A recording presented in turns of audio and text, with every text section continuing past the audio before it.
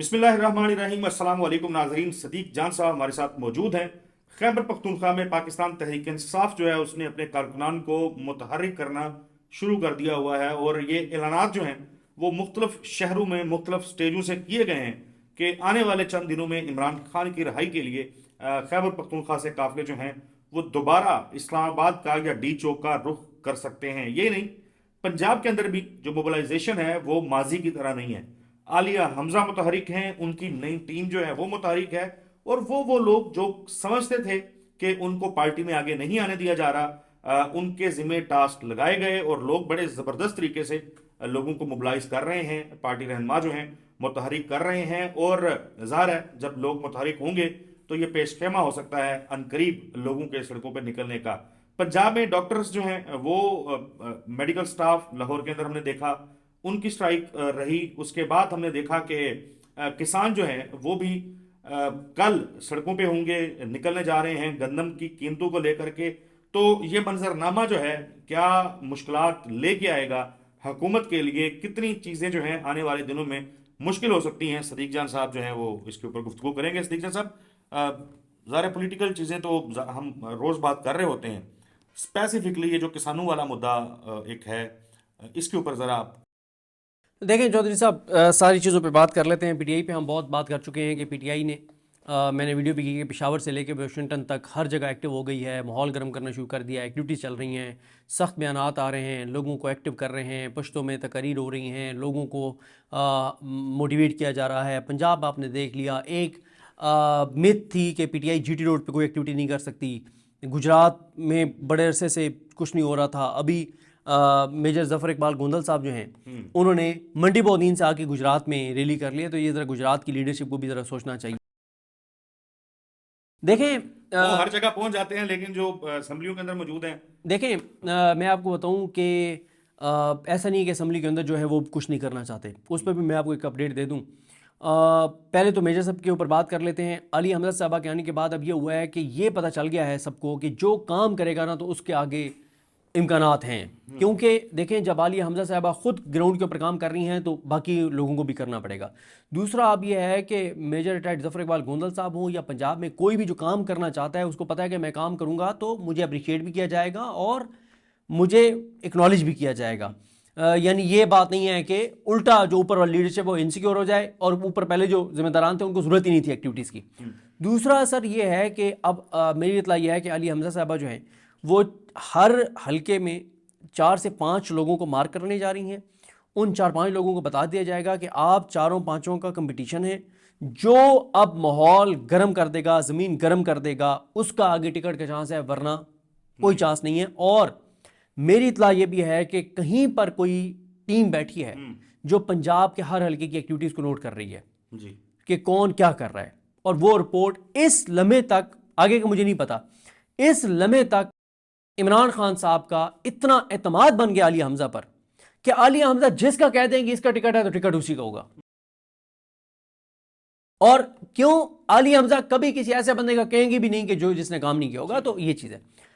दूसरा देखें कि इस हुकूमत के लिए चैलेंजेस तो बहुत सारे हैं, लेकिन पहले उन चैलेंजेस की बात कर लेते हैं। लेकिन फिर ये भी मैं आपको बता दूं कि इस हुकूमत की एक किसी चीज़ में अगर एक्सपर्टीज़ हैं तो वो इन चीज़ों को मैनेज करना है। अब इस वक्त हो क्या रहा है, डॉक्टर्स और नर्सेस एहतजाज कर रहे हैं, पैरामेडिकल स्टाफ एहतजाज कर रहा है, ये जो BHUs को जो है ये प्राइवेटाइज़ कर रहे हैं। और उसमें मैं अभी निश्तर गया हुआ था मुल्तान, तो मुझे वहाँ निश्तर के कुछ डॉक्टर्स मिले जो साउथ पंजाब से हैं, ख़ास तौर पे इधर तौसा से हैं, और हमारे दोस्त हैं डॉक्टर सलमान लाशारी जो YDA के आई थिंक अहदेदार भी सदर हैं या कोई जिम्मेदारी है उनके पास निश्तर की, वो तौसा शरीफ से हैं।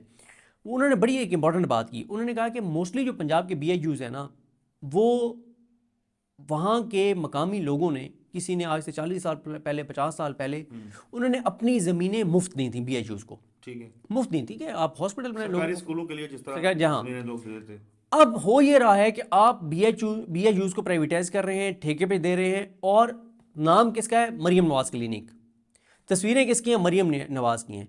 अब जिन्होंने वो ज़मीन दी थी ना, वो कह रहे हैं कि यार अगर नाम रखना है तो फिर मेरे दादा का रखो, मेरे नाना का रखो, हमारे बुजुर्गों का रखो, या जिसकी इस इलाके के लिए खिदमत है उसका रखो। ये बंदी कौन होती है भाई, हमारी दी हुई ज़मीनों के ऊपर तुम ये جو ہے وہ کر کے اور تم، انہوں نے کہا خالی کرو پھر، یہ نہیں ہم چلنے دیں گے. یہ کیا طریقہ ہے تمہارا کہ مریم نواز کہاں سے آ گئی؟ جیب سے دے نا مریم نواز، کہیں نہ ادھر حسن نواز حسین نواز اپنے بھائیوں کو دے نا، کوئی 5 مرلے تو دے دیں بھائی زمین کہیں پہ، تو بنا لینا مریم نواز کلینک. یہ کیا مطلب کوئی طریقہ ہے؟ یہ کوئی بات ہے کرنے والی؟ یہ بھی ایک مسئلہ ہے. اب doctor nurses paramedical staff, doctor Shoaib Niazi کے بیانات بھی آ رہے ہیں. مجھے آج کل پتہ نہیں ہے ویسے کہ وائی ڈی اے کے مین ذمہ داران کون کون ہیں. ایک ٹائم ہوتا تھا جب حامد بٹ صاحب اور ڈاکٹر ناصر عباس اور یہ عامر بندیشہ صاحب وغیرہ اور سلمان نصیب وغیرہ تو اس کے بعد تھے، تو ان کی لیڈرشپ تھی. تو اس وقت ماحول کچھ اور ہوتا تھا. ڈاکٹر شبیر چودھری جو جناب والے ہیں، اور بہت سارے نام ہیں جو یہ سارے ایکٹیو ہوتے تھے. اب مجھے نہیں پتا کہ کون ہے، کیونکہ زیادہ ہم اس پہ کام نہیں کرتے. پہلے تو وائی ڈی اے کی لیڈرشپ کے اندر یہ کوالٹیز تھیں کہ وہ سنسیئرٹی کے ساتھ کرتے تھے. اب مجھے نہیں پتا کہ ان کی کیپیسٹی کیا ہے، کس حد تک ہے، لیکن بہرحال ان کا احتجاج چل رہا ہے. دوسرا، سرکاری ملازمین ابھی سڑکوں پر آنے والے ہیں. اپریل آدھا گزر گیا، مئی سٹارٹ ہوگا، سرکاری ملازمین کے احتجاج شروع ہو جائیں گے، کیونکہ بجٹ کی آمد ہے. کیونکہ اس وقت تک ان کا یہی ہے کہ تنخواہ نہ ہونے کے برابر بڑھائیں گے، ٹیکس کہاں سے کہاں چلا گیا ہے، تو وہ ایک ان کے لیے محاذ کھل جائے گا. تیسرا جو امپورٹنٹ چیز ہے نا، وہ ہے کسانوں والی. کسانوں والے حالات بہت خراب ہیں اور ہم مسلسل بات بھی کرتے ہیں. لیکن میں آپ کو ایک چیز بتاؤں کہ ایک چیز نون لیگ بہت ایکسپرٹ ہے، اور وہ یہ ہے کہ کسان ہوں یا دیگر سرکاری ملازمین یا کوئی بھی احتجاج کرنے والے ہوں، ان کی لیڈرشپ کو کیسے مینیج کرنا ہے، ان کو خریدنا کیسے ہے. ابھی بھی آپ کسانوں کے جو لیڈرز دیکھ لیں، ایک لیڈر تو کسانوں کے ایسے ہیں جو ہر اپنی پریس کانفرنس میں کو 2 منٹ تو شان بیان کرتے ہیں مریم نواز کی اور نواز شریف کی اور نون لیگ کی. ٹھیک ہے، تو اگر یہ لیڈرز ہوں گے، ٹھیک ہے ہم نام نہیں لیتے، لیکن وہ مشہور شخصیت ہے، پیسے پوسے پکڑ لیتے ٹھیک ہے. نون لیگ کا یہ ہے کہ شوگر ملوں سے گنے کی ایشو پہ جا کے پیسے پکڑتے رہے. سر نون لیگ کا کیا ہے، وہ کسانوں کے جو لیڈر ہوتے ہیں نا، ان کو وہ خرید لیتے ہیں اور معاملہ ختم ہو جاتا ہے. آج اگر کسانوں کی لیڈرشپ، پچھلی بار بھی میں نے کہا تھا جب گندم کا ایشو بنا تھا، اب بھی میں کہہ رہا ہوں، آج کسانوں کے لیڈرز کسانوں کے سامنے رکھیں قرآن مجید پہ ہاتھ کہ ہم تمہیں دھوکہ نہیں دیں گے، بکیں گے نہیں، پیسہ نہیں لیں گے، نواز شریف کے ہاتھوں بک نہیں جائیں گے، مریم نواز کے قدموں کو جا کے نہیں وہاں پہ چھوئیں گے، ہم تمہارے ساتھ مخلص ہیں. ان کے پیچھے پورے پنجاب سے صرف 5000 کسان کھڑا ہو جائے. بھائی ویسے بھی تو اپنے خودکشیاں کرنی ہے نا جو آپ کے حالات ہو گئے ہیں. تو بھائی چلے، باقی لوگوں کا تو یہ مسئلہ ہوتا ہے کہ وہ گرمی برداشت نہیں کر سکتے، سردی برداشت نہیں کر سکتے. آپ کی تو یہ بھی ٹریننگ ہوتی ہے. 5000 کسان ہو، لیڈر ان کا مخلص ہو، آج وہ سنسیئرٹی کے ساتھ پروٹیسٹ اناؤنس کر دیں اور کل وہ سڑکوں پر آ جائیں، 72 گھنٹوں کے اندر اندر یہ حکومت سرنڈر کر جائے گی اور یہ گندم خرید لے گی. اور اس ملک میں ویسے بھی صدیق جان صاحب کوئی شعبہ اٹھا کے دیکھ لیں، اس کو سڑکوں پہ آنے کی اجازت ہے، یونینز ہیں، معاملات ہیں، لوگ آ جاتے ہیں. اور یہ بیچارہ کسان جو ہے، اس کے ریپریزنٹیٹو برائے نام جو ہیں چلے ٹھیک ہے، وہ خالد حسین باٹ صاحب نکل آتے ہیں، وہ اکثر ان کو لگتا ہے تھوڑی سی ذرا سنجیدگی سے وہ چیزیں کرتے ہیں، بات بھی کرتے ہیں. لیکن ان کے جو لوگ اسمبلیوں کے اندر بیٹھے ہوئے ہیں، آتے تو وہیں سے ہیں نا. تو کسان جو ہیں ان کو بھی ذرا پکڑیں اور ان کو بتائیں کہ یار یہ کیا ہے آپ لوگوں کی قیادت نے ہمارے ساتھ. دیکھیں بالکل آپ ٹھیک کہہ رہے ہیں. دیکھیں مسئلہ کیا ہے، ہم کیوں بار بار بات کرتے ہیں کسانوں کی. چودھری صاحب، کسان وہ ہے کہ جب شدید سردی ہوتی ہے کہ اگر دروازے پہ بیل آ جائے نا تو سارے ایک دوسرے کی طرف دیکھ رہتے ہیں کہ کون جا کے دروازہ کھولے گا. یعنی ہمیں اپنے گھر کے دروازے تک جانے میں بھی تکلیف محسوس ہوتی ہے سردی جب شدید ہو. وہ کسان اس شدید سردی میں، جب آپ اس علاقے سے اگر ٹریول کرتے ہوئے بھی گزر رہے ہو نا تو آپ کو خوف آ رہا ہوتا ہے، ٹھنڈ ہوتی ہے اتنی زیادہ، اور وہ اس سردی میں وہ ساری رات پانی لگاتا ہے، گندم کو پانی لگا رہا ہوتا ہے، گندم کو پانی لگا رہا ہوتا ہے. ابھی اپریل ہے، مڈ ہے اپریل کا، مئی جون جولائی نہیں آیا. آپ کبھی اپنی گاڑی پہ جا رہے ہو نا، ذرا اتر کے تو فصلوں میں ایک چکر تو لگا کے دکھائیں مجھے اس آگ برساتی دھوپ کے اندر. اے سی کے بغیر لوگ نہیں اب ٹھیک ہے، اے سی نہ ہو آپ سے بیٹھا نہیں جاتا. تو آپ اس قیامت خیز گرمی میں جو کہ ابھی مزید ہو جائے گی، اس میں کسان اپنی گندم کاٹ رہا ہوتا ہے اور آپ پھر کسان کو کہتے ہیں کہ یہ 2-4 ہزار کسان ہیں. معافی ہے مطلب آپ کو گندم کے نام پہ پراپوگنڈا کرتے ہیں. سر یہ چاہتے کیا ہیں؟ یہ چاہتے یہ ہیں کہ کسان اتنا مایوس ہو جائے کہ وہ اپنی زمینیں اس سوسائٹیز کو دے دے. وہ پھر آپ کو پتہ ہے، اب نام کیا لیں، سب کو پتہ ہے کہ کون ہے. پھر بڑی بڑی سوسائٹیز بنتی ہیں، یہاں پہ اربوں اور خربوں کمائے جاتے ہیں، اور جو اربوں روپے کماتے ہیں ہاؤسنگ سوسائٹی سے وہ تو سارے پاکستان سے باہر، ان کی فیملی سیٹل ہو جاتی ہیں موسٹلی کی، جو اس میں انوالو ہوتے ہیں موسٹلی کی ادھر ہو جاتی ہیں. ایک ٹائم آئے گا کہ لوگ اس وقت پچھتائیں گے کہ کاش اس وقت ہم اپنے کسان کے ساتھ کھڑے ہو جاتے. سر کراچی ہے نا، کراچی جسٹس گلزار کو بڑی گالیاں دی گئیں کہ اس نے کہا کہ جی یہ کر دو یہ کر دو، مجھے پرانا کراچی چاہیے.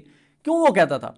کراچی میں ہوا کیا، پارک جو ہوتے ہیں نا وہ لنگز کا کام کرتے ہیں شہر کے، آپ نے سارے پارک تباہ کر دیے، اب کراچی آپ کے رہنے کے قابل نہیں رہا انسانوں، لاہور انسان کنکریٹ کا آپ نے وہ، ابھی بھی ٹائم ہے، لوگوں کو ادراک نہیں ہے کہ آپ اگر کسانوں کے ساتھ کھڑے نہیں ہوں گے اور کسان نے فصلیں اگانا ختم کر دیں، ابھی بھی وہ فصلیں اگاتا ہے، درخت لگاتا ہے، کوئی تھوڑی سی تو یار گرینری آپ کی ہے نا، ہوگا کیا؟ کسان کو آپ ذلیل کریں گے، وہ کیا کرے گا؟ وہ زمین بیچے گا، وہ بھی پاکستان سے باہر چلا جائے گا۔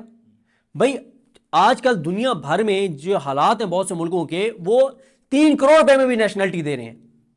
صدیق صاحب مدعا یہ ہے کہ میں کسان کا بیٹا ہوں، میں نے خود مطلب زمینوں پہ جا کے کام کیا، اور جب تک جو اپنے شہر میں تھے تو یہ کرتے تھے۔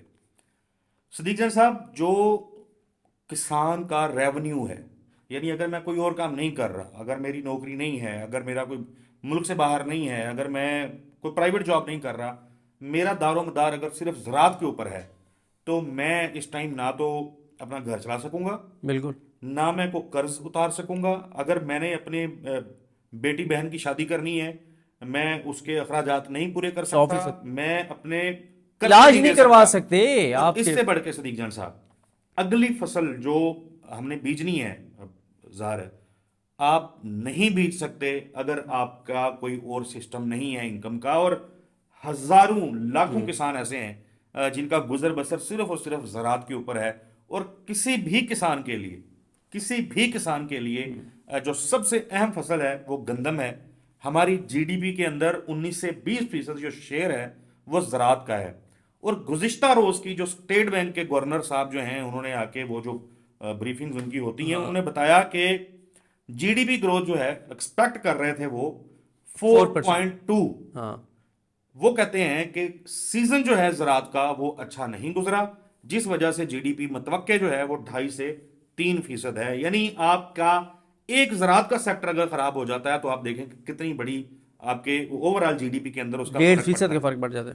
تو مطلب وہ پھر ایک اور جو ظلم ہوا ہے نا، ہے نا، جٹ ڈونٹ کیئر، تو وہ والی صاحب ہے، ان کو فکر نہیں پڑتا، فرق نہیں پڑتا۔ سر جی سبزیاں کسان نے جنہوں نے لگائیں، جی اس وقت میں ویڈیوز دیکھ رہا ہوں کہ وہ ہل چلا رہے ہیں، یہ شملہ مرچ کی فصلوں میں وہ ہل چلا رہے ہیں، وہ کہہ رہے ہیں کہ ہم نے فصل اٹھانی نہیں ہے جب ریٹ ہی کوئی نہیں ہے۔ پیاز دیکھیں، کسان کا پیاز بک رہا ہے 10-12 روپے کلو، ہمیں جتنے کا بھی مل رہا ہے۔ باقی چیزیں دیکھیں یار، بہت 600-650 روپے کا وہ جو جالی 50 کلو والا۔ ایک چیز میں آپ کو بتا دوں، ایک سیکنڈ، یہ آپ نے جو کہ سبزی کی بات کر دی ہے، یہ سبزیاں ان لوگوں نے بھیجی جنہوں نے کہا یار گندم نہیں بیچتے، اس میں پیسے نہیں ہیں تو سبزی بیج لیتے ہیں، تو ان کو اب یہ ہوا کہ شملہ جو ہے ضائع ہو رہی ہے۔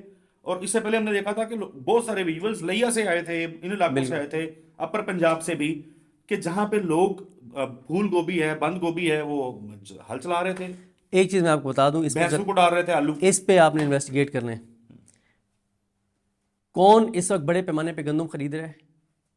کون اس وقت بڑے پیمانے پہ گندم خرید رہا ہے 1900 روپے، 2000، 2100، 2200 روپے میں؟ کون بڑے پیمانے پہ جی خرید رہا ہے اور کس نیت سے خرید رہا ہے؟ وہ انہیں پتا ہے کہ جو ہم نے کسان کی کمر توڑی ہے، اگلے سال کسان نے اتنی گندم نہیں اگانی، اس نے اپنے گھر جوگی، اپنے گھر کے اس کے مطابق، اپنی ضرورت کے مطابق اگانی ہے، بڑے پیمانے پہ نہیں اگانی۔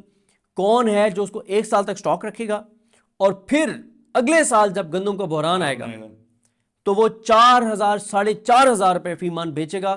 ڈبل ایک سال میں کروڑوں اربوں روپے کون کمائے گا؟ اس پہ ذرا دیکھ لیں کون خرید رہا ہے، بڑے پیمانے پہ کون خرید رہا ہے۔ بڑے لوگ ہیں سر، خرید سکتے ہیں۔ ناظرین، گفتگو آپ نے ملاحظہ کی، اگلی ویڈیو میں ملاقات ہوگی۔ اللہ کرے کہ کسانوں کے لیے کچھ بہتر فیصلے، ابھی بھی ٹائم ہے، ہو جائیں۔ اللہ حافظ۔